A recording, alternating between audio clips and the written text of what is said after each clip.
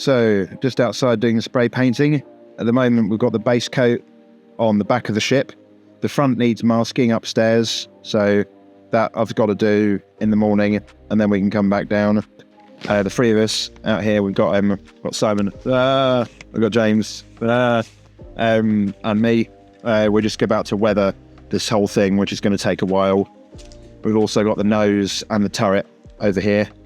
Turret's going to be chromed barrels, and then have the rest of the turret painted after that. So yeah, we're going to get on with weathering. It's a nice day, so we're lucky, really. So yeah, we just got to crack on, and I'll check in the morning.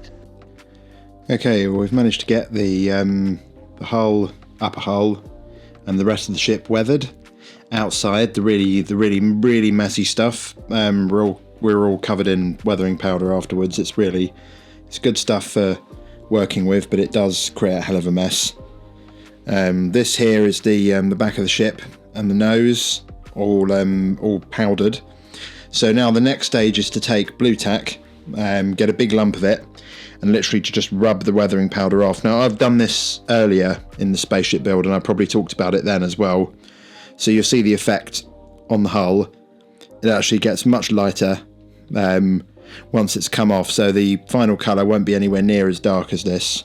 So that's the next stage. It's probably one of the least pleasant jobs of the whole thing, because you just end up covered in weathering powder, and it's a lot of work on the fingers, and you end up with blisters and all sorts of things doing this much, but that's the way it is. So I'm all set up. I've got to cover the main hull with a bin bag so it doesn't get covered in dust, weathering powder. So yeah, this is probably going to take me the rest of the day. This is day 2 of the pre-salute build, number 2, I guess. So I've got 13 days left, so I better get on with it.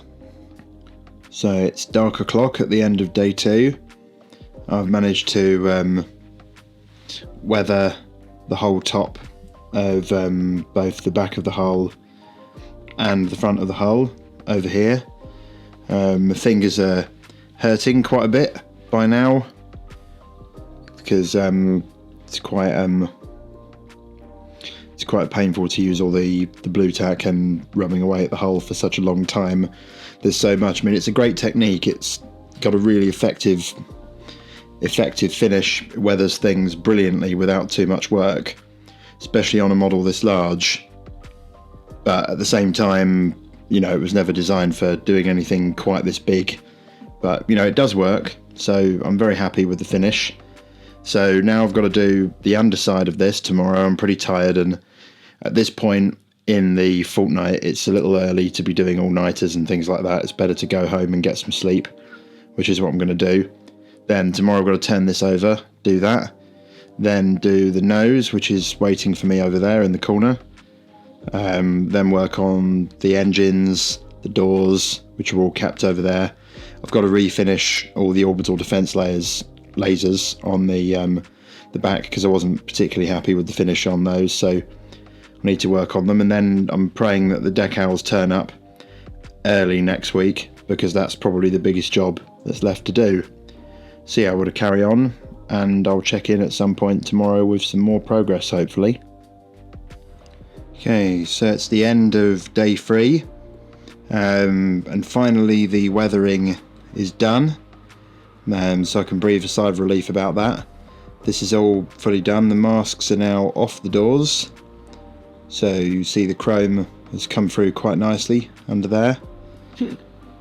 I've also been working on the turret. That's all been weathered, finished now.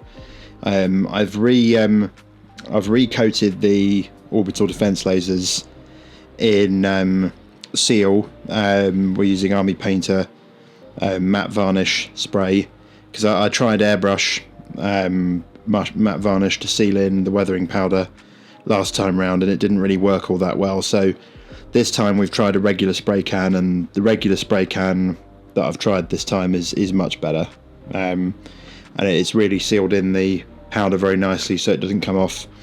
I've run out of spray having done this. The hull, the back of the hull anyway, stern, that's all now fully prepared.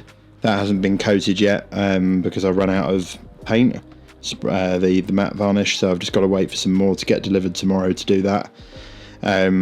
Beyond that, the next point is to start picking out details like chroming the vents, just picking out as many details as I can really in the time. We're supposed to be getting the decals in Wednesday next week. It's Wednesday at the moment, so that's going to be quite tight because I'm only going to have a day and a half, maybe 2 days max to get all the decals done, and there's something like 500 decals on this ship, so that's going to be the biggest task left, I think.